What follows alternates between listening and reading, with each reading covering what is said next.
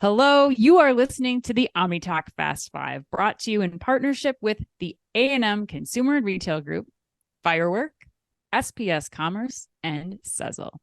All right, let's go to headline number 3. SHEIN has added home appliances to its marketplace. According again to payments.com, the extended product categories now include items such as portable washing machines, remote control lighting, and a selection of home improvement products like bathroom fixtures and wallpaper. The move also comes, according to payments.com, after a declaration in growth within SHEIN's primary segment of affordable and trendy fashion, and that is consistent with the overall trend observed in the fast fashion industry. Also, a funding round last month just lowered the company's $100 billion valuation by a third. Chad, we're going to go to you first on this one. Would you be advising SHEIN to take this approach? Yeah, there's a lot going on here. I think this is the second time I've had a SHEIN topic on the show. This company tends to be so polarizing. I'm curious what we get into. Yeah. It really does, right? I mean, here's what I'll say. It hasn't been that long since they announced they were doing a marketplace period, right? It was like 6 months ago. Right. And at the time, here's why I think that made sense, right? Two reasons. So first, and this is crazy to me, like SHEIN has overtaken Amazon as the number one most downloaded shopping app, like in the US. Like that's crazy to me. And so they have kind of the fundamental component of what anyone who wants to be an aggregator or marketplace, kind of player around, like they have the audience and scale. So like, great, check.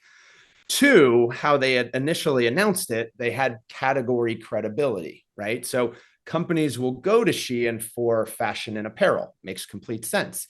And in fact, an area where Amazon tends to struggle in, right? So strategically, you want to anchor where you have the right to win. That was a bullseye for SHEIN. So the flip side of this expansion is kind of curious to me. Again, I get that SHEIN has the size and audience, but you don't have the category breadth of Amazon. And so I kind of think, well, why SHEIN for household goods like appliances and smart home products? Like SHEIN became successful by undercutting others on price and trained consumers to be okay with long delivery times, low quality goods. I don't think you can do that here in these categories. So I don't know. I have a tough time with it, but I'm curious. Do you guys see it here?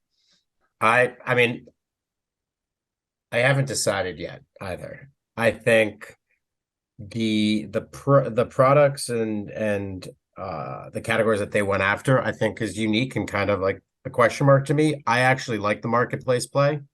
I think it's a huge win for them given their sheer mass, and they can continue to drive market share. Mm-hmm. And more people will start going to them over an Amazon or a Walmart. And I think just given their scale, a marketplace inherently had to happen. It's a question of what they're choosing around those products, to your point, Chad, that I'm kind of like, well, I'm not sure if that makes sense. That's not part of your core competency. So part of me are in, I'm like 1 foot in, 1 foot out at the moment. Yeah. Chris, go ahead. Yeah. No, share. What are you thinking? Well, I'm thinking like, on the one hand, I think, for lack of a better way to put it, it's a cheap growth move, right? Like Chad said, like they've got the eyeballs, they want to build a marketplace, they're getting more categories, they're casting a wider net with their marketplace for the traffic they're getting to their properties, right? That's essentially why you're doing this. But the point I hadn't thought about until Chad and Dave just discussed this is, that isn't why you're going to SHEIN as a consumer. You're going there for fast fashion. So I wonder if like the connections are going to be made from the marketplace, even though the eyeballs are there. And it's a different browse experience, it's a different search experience. So it's good. It's not like you can just stand up the marketplace and they're going to come. It's not the Field of Dreams in Dyersville, Iowa, as an example. So that's the part where I'm kind of like, and everyone has this marketplace now too, like Macy's, Walmart, everyone's doing the same thing. So like, is this really going to work?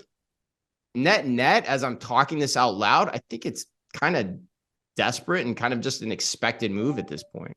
Yeah. I mean, I think the thing that we haven't talked about too is like, what's the customer expectation going to be? I mean, you go to SHEIN because you know that, you're going to get a good value on something. they are making clothing to the trends, like at a remarkable turnaround time, like so that you're getting on trend things that are, you know, you see on TikTok, and you're going to be able to purchase that product for a fraction of the price. And it's constantly changing. There's constantly apparel that you can go there to buy. And can you do that in these other categories, in home electronics and in, you know, some of the other marketplace items, to the extent that you're going to satisfy how that SHEIN customer has been shopping that platform?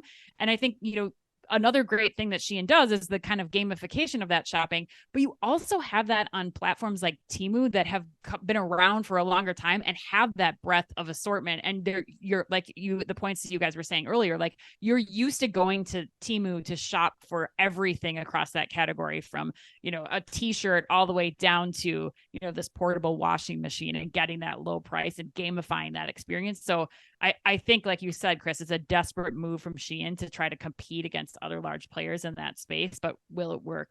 I think we'll have to wait and see if that strategy is successful.